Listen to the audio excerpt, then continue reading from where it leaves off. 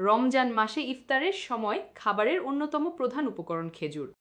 সূর্যাস্তের সময় বিশ্বের কোটি কোটি মুসলমান এই খাবারটিকে বেছে নেন রোজা ভাঙার জন্য। কিন্তু খেজুরে এমন কি চিকিৎসাগত উপকারিতা রয়েছে যা রোজাদারদের জন্য একে একটি আদর্শ খাবার করে তোলে? চলুন জেনে নিই। প্রথমত, অনন্য পুষ্টিগত উপকারিতা।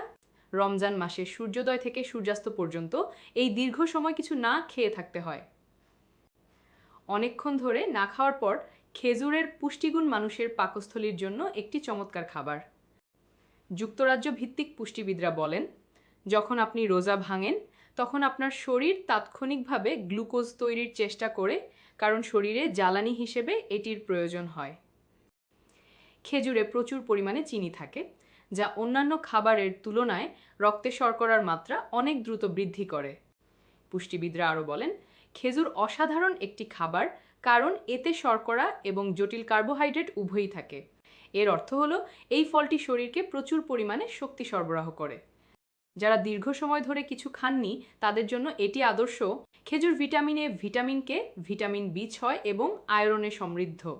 এছাড়া অল্প সময়ের মধ্যে শরীরকে প্রয়োজনীয় সমস্ত পুষ্টি সরবরাহ করতেও সহায়তা করে এই খাবারটি। দ্বিতীয়ত, পানি শূন্যতা রোধ। খেজুর একটি শুকনো ফল হলেও এটি মানুষের শরীরকে হাইড্রেটেড রাখতে সাহায্য করে। প্রাকৃতিকভাবেই এতে ইলেকট্রোলাইট পটাশিয়াম থাকে, যা পানির জন্য চুম্বকের মতো কাজ করে শরীরের কোষগুলোকে পানিতে পরিপূর্ণ করে তোলে। পুষ্টিবিদরা বলেন, অনেকে খেজুর দিয়ে রোজা ভাঙেন এবং পানিও পান করেন। এটি শক্তির জন্য চমৎকার, পাশাপাশি শরীরে পানির ভারসাম্য বজায় রাখে।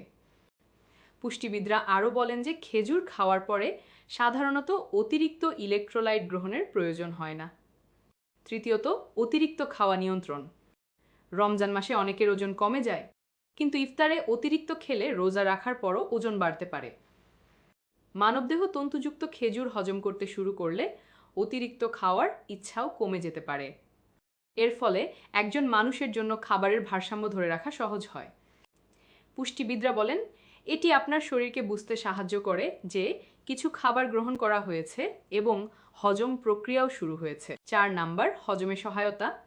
রোজাদারদের মধ্যে কোষ্ঠকাঠিন্য এবং পেট ফাঁপা একটি সাধারণ অভিযোগ, কারণ সাধারণ দিনগুলোতে সারাদিন ধরে খাওয়া দাওয়া চলতে থাকে, যা শরীরের বিভিন্ন অঙ্গ সচল রাখে। অন্যদিকে রমজান মাসে দীর্ঘ সময় ধরে রোজা রাখায় এই প্রক্রিয়াটি কিছুটা ধীর হয়ে যায়। খেজুর ফাইবারের একটি চমৎকার উৎস, যা শরীরের বর্জ্য পদার্থকে অন্ত্রের মধ্য দিয়ে আরও সহজে বেরিয়ে যেতে সাহায্য করে। যুক্তরাজ্যের জাতীয় স্বাস্থ্য পরিষেবা বিভাগ প্রতিদিন একজন পূর্ণবয়স্ক মানুষকে 30 গ্রাম ফাইবার গ্রহণের পরামর্শ দেয়।